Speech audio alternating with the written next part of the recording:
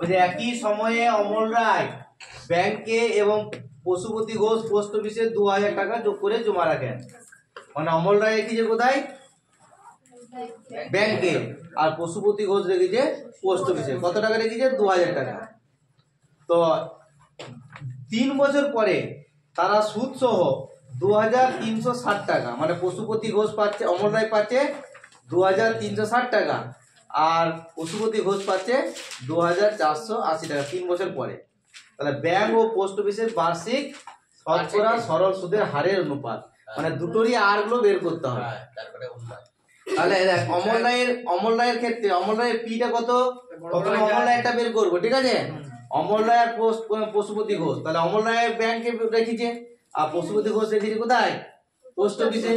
তাহলে আর দুটোর ক্ষেত্রে আর অমল রায়ের পি বড় বড় 2000, অমল রায়ের আসল পি, অমল রায়ের আসল পিটা কত? 2000 টাকা, আর সুদ আয় কত?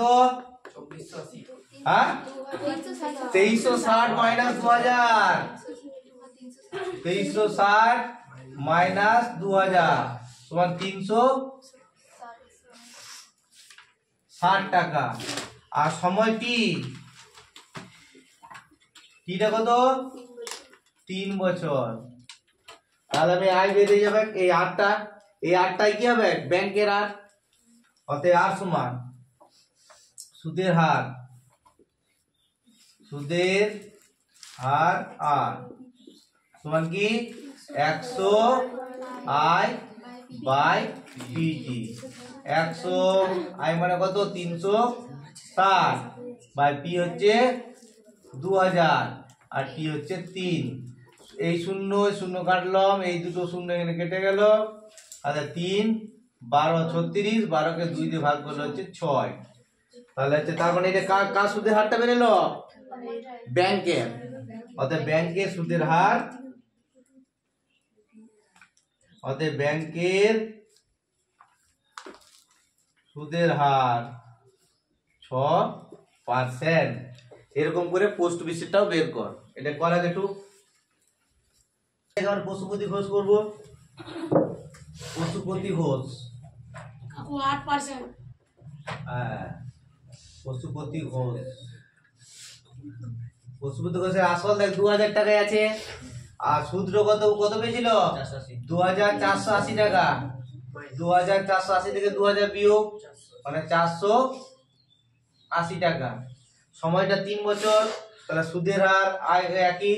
তাহলে এখানটা আমার হয়ে যাবে কি 100 আই মানে হচ্ছে 480 বাই পি মানে কত?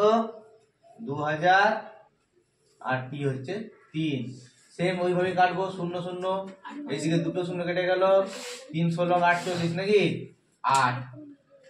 তাহলে পশুপতি কোথায় টাকা রেখেছিল? Post office. তাহলে পোস্ট অফিসের সুদের হার হবে কিনা? পোস্ট অফিসের সুদের হার হচ্ছে 8%। বের করতে বলি যে ব্যাংক ও পোস্ট অফিসের বার্ষিক শতকরা সরল সুদের হারের অনুপাত 6:8। অতএব ব্যাংক ও পোস্ট অফিসের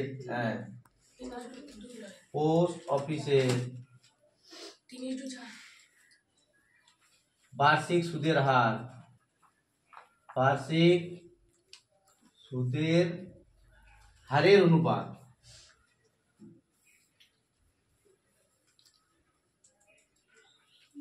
অনুপাত 6:8। 2 দিয়ে কাটছে 3:4।